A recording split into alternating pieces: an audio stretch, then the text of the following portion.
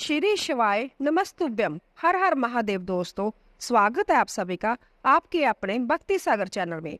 दोस्तों, आज हम 16 सोमवार व्रत कथा लेकर आए हैं। भगवान शिव की कृपा पाने के लिए 16 सोमवार व्रत का विधान शास्त्रों में बताया गया है। इस शुक्ल पक्ष में आने वाले पहले सोमवार से की जाती है।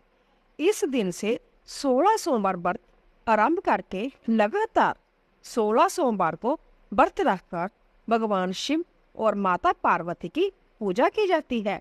श्रावण के अलावा 16 सोमवार का व्रत चैत्र, बैसाख, कार्तिक और माघ महीने के शुक्ल पक्ष के पहले सोमवार से भी शुरू किया जा सकता है।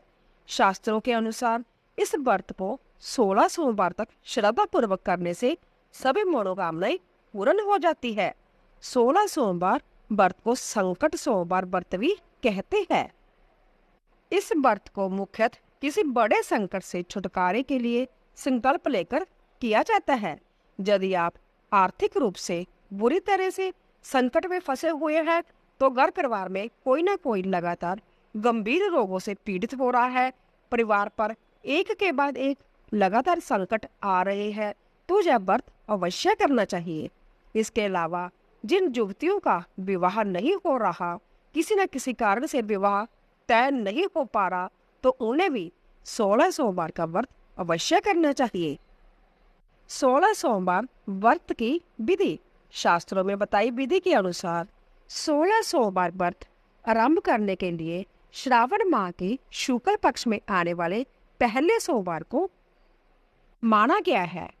इस दिन व्रती सूर्य उदय पूर्व उठकर स्नान आदि से निर्वृत्त होकर भगवान शिव की पूजा करे और अपने संकट से मुक्ति के लिए भगवान शिव जी के सामने 16 सोमवार व्रत करने का संकल्प ले। इसके बाद दिन भर अन्न जल ग्रहण ना करे। शाम को आधा सेर गेहूं के आटे का चूरमा बनाए, भगवान शिव जी की पूजा करे। पूजा में बेलपत्र, आंकड़े के फूल, दतूरे आदि अर्पित करे। चूरमा भगवान शिव जी को चढ़ाए और फिर इसे प्रसाद के 3 भाग करे। एक भाग प्रसाद के रूप में लोगों में बांटे, दूसरा गाय को खिलाए और तीसरा हिस्सा संध्या खाकर पानी पिए। इस विधि से 16 सोमवार करे और 17वें सोमवार को 5 सेर गेहूं को आटे की बाटी का चूरमा बनाकर भोग लगाकर प्रसाद बांटे। फिर परिवार के साथ प्रसाद ग्रहण करे। ऐसा करने से भगवान शिव सारे मनोरथ पूरे कर देते हैं। जिस संकट के समाधान का संकल्प लेकर व्रत किया जाता है वह अवश्य दूर हो जाता है। 16 सोमवार व्रत कथा। एक बार भगवान शिव पार्वती जी के साथ भ्रमण करते हुए मृत्युलोक की अमरावती नगर में पहुंचे। उस नगर के राजा ने भगवान शिव का एक विशाल मंदिर बनवा रखा था। शिव और पार्वती उस मंदिर में रहने लगे। एक दिन पार्वती ने भगवान शिव से कहा, हे प्राणनाथ, आज मेरी चौसर खेलने की इच्छा हो रही है। पार्वती की इच्छा जानकर शिव पार्वती के साथ चौसर खेलने बैठ गई।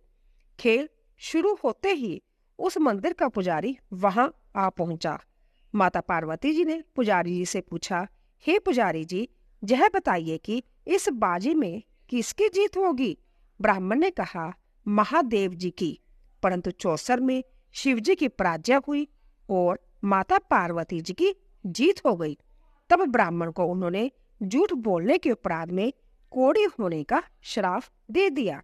भगवान शिव और पार्वती उस मंदिर से कैलाश पर्वत पर लौट आए।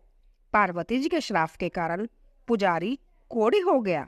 नगर के स्त्री पुरुष उस पुजारी की परछाई से भी दूर रहने लगे। कुछ लोगों ने राजा से पुजारी के कोढ़ी हो जाने की शिकायत की तो राजा ने किसी पाप के कारण पुजारी के कोढ़ी हो जाने का विचार कर उसे मंदिर से निकलवा दिया। उसकी जगह दूसरे ब्राह्मण को पुजारी बना दिया गया। कोढ़ी पुजारी मंदिर के बाहर बैठकर भिक्षा मांगने लगा। कई दिनों के पश्चात स्वर्ग लोक की कुछ अप्सराएं उस मंदिर में पधारी और उसे देखकर कारण पूछा। पुजारी ने निसंकोच उन्हें भगवान शिव और पार्वती जी के चौसर खेलने और पार्वती जी के शाप देने की सारी कहानी सुनाई। तब अप्सराओं ने पुजारी से 16 सोमवार का विधिवत व्रत रखने को कहा। पुजारी द्वारा पूजन विधि पूछने पर अप्सराओं ने कहा, सोमवार के दिन सूर्य उदय से पहले उठकर स्नान आदि से निर्मित होकर स्वच्छ वस्त्र पहनकर आधा सेर गेहूं का आटा लेकर उसके 3 अंग बनाना, फिर घी का दीपक जलाकर गुड़, नवेद, बेलपत्र, चंदन, अक्षत फूल, जनेऊ का जोड़ा लेकर प्रदोष काल में भगवान शिव की पूजा अर्चना करना। पूजा के बाद 3 अंगों में एक अंग भगवान शिव को अर्पण करना और एक आप ग्रहण करें। शेष 2 अंगों को भगवान का प्रसाद मानकर वहां उपस्थित स्त्री, पुरुष और बच्चों को बांट देना। इस तरह व्रत करते हुए जब 16 सोमवार बीत जाए तो 17वें सोमवार को 1 पाव आटे की बाटी बनाकर उसमें घी और गुड़ मिलाकर चूरमा बनाना, फिर भगवान शिव को भोग लगाकर वहां उपस्थित स्त्री, पुरुष और बच्चों को प्रसाद में बांट देना। इस तरह 16 सोमवार व्रत करने और व्रत कथा सुनने से भगवान शिव तुम्हारे कोढ़ को नष्ट करके तुम्हारी सभी मनोकामनाएं पूरी कर देंगे। इतना कहकर अप्सराएं स्वर्गलोक को चली गई। पुजारी ने अप्सराओं के कथा अनुसार 16 सोमवार का विधिवत व्रत किया। फलस्वरूप भगवान शिव की अनुकंपा से उसका कोढ़ नष्ट हो गया। राजा ने उसे फिर मंदिर का पुजारी बना दिया। वह मंदिर में भगवान शिव की पूजा करता आनंद से जीवन व्यतीत करने लगा। कुछ दिनों बाद पुण्य पृथ्वी का भ्रमण करते हुए भगवान शिव और माता पार्वती उस मंदिर में पधारे। स्वस्थ पुजारी को देखकर माता पार्वती ने आश्चर्य से उसके रोग मुक्त होने का कारण पूछा, तो पुजारी ने उन्हें 16 सोमवार व्रत करने की सारी कथा सुनाई। पार्वती जी भी व्रत की बात सुनकर बहुत प्रसन्न हुई और उन्होंने पुजारी से इसकी विधि पूछकर संध्या 16 सोमवार का व्रत शुरू कर दिया। पार्वती जी उन दिनों अपने पुत्र कार्तिकेय के नाराज होकर दूर चले जाने से बहुत चिंतित रहती थी। वह कार्तिकेय को वापस लाने के लिए अनेक उपाय कर चुकी थी, लेकिन कार्तिकेय लौटकर उनके पास नहीं आए थे। 16 सोमवार का व्रत करते हुए पार्वती ने भगवान शिव से कार्तिकेय के लौटने की मनोकामना की। व्रत समापन के तीसरे दिन सचमुच कार्तिकेय वापस लौट आए।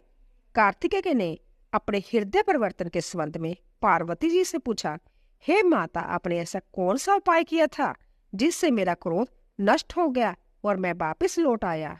तब पार्वती जी ने कार्तिकेय को 16 सोमवार के व्रत की कथा कह सुनाई।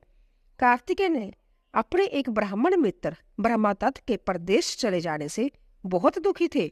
उसको वापस लौटाने के लिए कार्तिकेय ने 16 सोमवार का व्रत करते हुए ब्रह्मदत्त के वापस लौट आने की कामना प्रकट की। व्रत के समापन के कुछ दिनों के बाद मित्र लौट आया। ब्राह्मण ने कार्तिकेय से कहा, प्रिय मित्र, तुमने ऐसा कौन सा उपाय किया था जिससे प्रदेश में मेरे विचार एकदम परिवर्तित हो गए और मैं तुम्हारा स्मरण करते हुए लौट आया? कार्तिक ने अपने मित्र को भी 16 सोमवार के व्रत की कथा विधि सुनाई। ब्राह्मण मित्र व्रत के बारे में सुनकर बहुत खुश हुआ। उसने भी व्रत किया। सोमवार व्रत का समापन करने के बाद ब्रह्मदत्त विदेश यात्रा पर निकला। वहां नगर के राजा हर्षवर्धन की बेटी राजकुमारी गुंजन का स्वयंवर हो रहा था। वहां के राजा ने प्रतिज्ञा की थी कि एक हथनी जयमाला जिसके गले में डालेगी वह अपने पुत्री का विवाह उसी से करेगा। ब्राह्मण भी उत्सुकता वश महल में चला गया। वहां कई राज्यों के राजकुमार बैठे थे। तभी एक सजी धजी हथनी सूंड में जयमाला लिए वहां आई। हथनी ने ब्राह्मण के गले में जयमाला डाल दी। फलस्वरूप राजकुमारी का विवाह ब्राह्मण से हो गया। एक दिन उसकी पत्नी ने पूछा, हे प्राणनाथ, आपने कौन सा शुभ कार्य किया था जो उस हथनी ने राजकुमारों को छोड़कर आपके गले में जयमाला डाल दी? ब्राह्मण ने 16 सोमवार व्रत की विधि बताई। अपने पति से 16 सोमवार का महत्व जानकर राजकुमारी ने पुत्र की इच्छा से 16 सोमवार का व्रत किया। निश्चित समय पर भगवान शिव की अनुकंपा से राजकुमारी के एक सुंदर, सुशील व स्वस्थ पुत्र पैदा हुआ। पुत्र का नामकरण गोपाल के रूप में हुआ। बड़ा होने पर पुत्र गोपाल ने भी माँ से एक दिन प्रश्न किया कि मैंने तुम्हारे ही घर में जन्म लिया, इसका क्या कारण है। माता गुंजन ने पुत्र को 16 सोमवार व्रत की जानकारी दी। व्रत का महत्व जानकर गोपाल ने भी व्रत करने का संकल्प किया। गोपाल जब 16 वर्ष का हुआ तो उसने राज्य पाने की इच्छा से 16 सोमवार का विधिवत व्रत किया। व्रत समापन के बाद गोपाल घूमने के लिए समीप के नगर में गया। वहां के वृद्ध राजा ने गोपाल को पसंद कर लिया और बहुत धूमधाम से अपनी पुत्री राजकुमारी मंगला का विवाह गोपाल के साथ कर दिया। 16 सोमवार के व्रत करने से गोपाल महल में पहुंचकर आनंद में रहने लगा। 2 वर्ष बाद वृद्ध राजा का निधन हो गया तो गोपाल को उस नगर का राजा बना दिया गया। इस तरह 16 सोमवार व्रत करने से गोपाल की राज्य पाने की इच्छा पूर्ण हो गई। राजा बनने के बाद भी वह विधिवत 16 सोमवार का व्रत करता रहा। व्रत के समापन पर 17वें सोमवार को गोपाल ने अपनी पत्नी मंगला से कहा कि व्रत की सारी सामग्री लेकर वह समीप के शिव मंदिर में पहुंचे। पति की आज्ञा का उल्लंघन करके सेवकों द्वारा पूजा की सामग्री मंदिर में भेज दी। संभव मंदिर नहीं गई। जब राजा ने भगवान शिव की पूजा पूरी की तो आकाशवाणी हुई, हे राजन, तेरी रानी ने 16 सोमवार व्रत का अनादर किया है, सो रानी को महल से निकाल दे, नहीं तो तेरा सब वैभव नष्ट हो जाएगा। आकाशवाणी सुनकर उसने तुरंत महल में पहुंचकर अपने सैनिकों को आदेश दिया कि रानी को दूर किसी नगर में छोड़ आओ। सैनिकों ने राजा की आज्ञा का पालन करते हुए उसे तत्काल घर से निकाल दिया। रानी भूखी प्यासी उस नगर में भटकने लगी। रानी को उस नगर में एक बुढ़िया मिली। वह बुढ़िया सूत काट कर बाजार में बेचने जा रही थी, लेकिन उस बुढ़िया से सूत उठ नहीं रहा था। बुढ़िया ने रानी से कहा, बेटी, यदि तुम मेरा सूत उठाकर बाजार तक पहुंचा दो और सूत बेचने में मेरी मदद करो तो मैं तुम्हें धन दूंगी। रानी ने बुढ़िया की बात मान ली, लेकिन जैसे ही रानी ने सूत की गठरी को हाथ लगाया तभी जोर की आंधी चली और गठरी खुल जाने से सारा सूत आंधी में उड़ गया। बुढ़िया ने उसे फटकार कर भगा दिया। रानी चलते चलते नगर में एक तेली के घर पहुंची। उस तेली ने तरस खाकर रानी को घर में रहने के लिए कह दिया, लेकिन तभी भगवान शिव के प्रकोप से तेली के तेल से बड़े मटके एक एक करके फूटने लगे। तेली ने भी रानी को भगा दिया। भूखी प्यास से व्याकुल रानी वहां से आगे की ओर चल पड़ी। रानी ने एक नदी पर जल पीकर अपनी प्यास शांत करनी चाहिए तो नदी का जल उसके स्पर्श से सूख गया। अपने भाग्य को कोसती हुई रानी आगे चली। चलते चलते रानी एक जंगल में पहुंची। उस जंगल में एक तालाब था, उसमें निर्मल जल भरा हुआ था।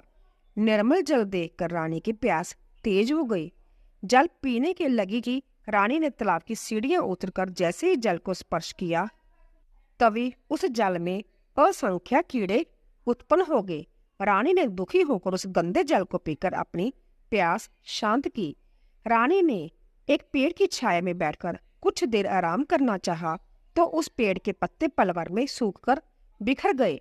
रानी दूसरे पेड़ के नीचे जाकर बैठी, परंतु वह जिस पेड़ के नीचे बैठती वही सूख जाता।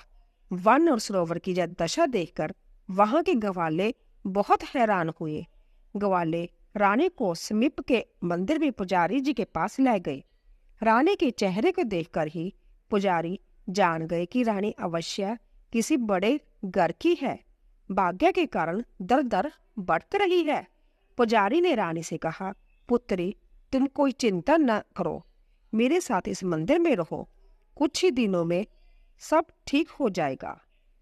पुजारी की बातों से रानी को बहुत संतावना मिली। रानी उस मंदिर में रहने लगी। रानी भोजन बनाती तो सब्जी जल जाती, आटे में कीड़े पड़ जाते, जल से बदबू आने लगती। पुजारी भी रानी के दुर्भाग्य से बहुत चिंतित होते हुए बोले, हे पुत्री, अवश्य ही तुझसे कोई अनुचित काम हुआ है। जिसके कारण देवता तुझसे नाराज है और उनकी नाराजगी के कारण ही तुम्हारी जय दशा हुई है। पुजारी की बात सुनकर रानी ने अपने पति के आदेश पर मंदिर में ना जाकर शिव की पूजा नहीं करने की सारी कथा सुनाई। पुजारी ने कहा, अब तुम कोई चिंता न करो, कल सोमवार है और कल से तुम 16 सोमवार के व्रत करना शुरू कर दो। भगवान शिव अवश्य ही तुम्हारे दोषों को क्षमा कर देंगे। पुजारी की बात मानकर रानी ने 16 सोमवार के व्रत शुरू कर दिए। रानी सोमवार का व्रत करके शिव की विधिवत पूजा अर्चना की तथा व्रत कथा सुनने लगी। जब रानी ने 17वें सोमवार को विधिवत व्रत का समापन किया तो उधर उसके पति राजा के मन में रानी की याद आई। राजा ने तुरंत अपने सैनिकों को रानी को ढूंढकर लाने के लिए भेजा। रानी को ढूंढते हुए सैनिक मंदिर में पहुंचे और रानी से लौटकर चलने के लिए कहा। पुजारी ने सैनिकों से मना कर दिया और सैनिक निराश होकर लौट गए। उन्होंने लौटकर राजा को सारी बात बताई। राजा संभ्या उस मंदिर में पुजारी के पास पहुंचे और रानी को महल से निकाल देने के कारण पुजारी से क्षमा मांगी। पुजारी ने राजा से कहा, यह सब भगवान शिव के प्रकोप के कारण हुआ है। इतना कहकर रानी को विदा किया। राजा के साथ रानी महल में पहुंची। महल में बहुत खुशियां मनाई गई। पूरे नगर को सजाया गया। राजा ने ब्राह्मणों को अन्न, वस्त्र और धन का दान दिया। नगर में निर्धनों को वस्त्र बांटे गए। रानी 16 सोमवार का व्रत करते हुए महल में आनंद पूर्वक रहने लगी। भगवान शिव की अनुकंपा से उसके जीवन में सुख ही सुख बढ़ गए। 16 सोमवार के व्रत करने से और कथा सुनने से मनुष्य के सभी मनोकामनाएं पूर्ण होती है और जीवन में किसी तरह की कमी नहीं होती। स्त्री पुरुष आनंद पूर्वक जीवन यापन करते हुए मोक्ष को प्राप्त करते हैं। बोलिए शिव शंकर भगवान की जय। तो दोस्तों, आशा करती हूँ कि आपको हमारा वीडियो अवश्य पसंद आया होगा। प्लीज जाने से पहले चैनल को सब्सक्राइब कीजिए, लाइक कीजिए, ज्यादा से ज्यादा शेयर कीजिए और कमेंट बॉक्स में जाने से पहले हर हर महादेव अवश्य लिखिए। आप सभी का धन्यवाद।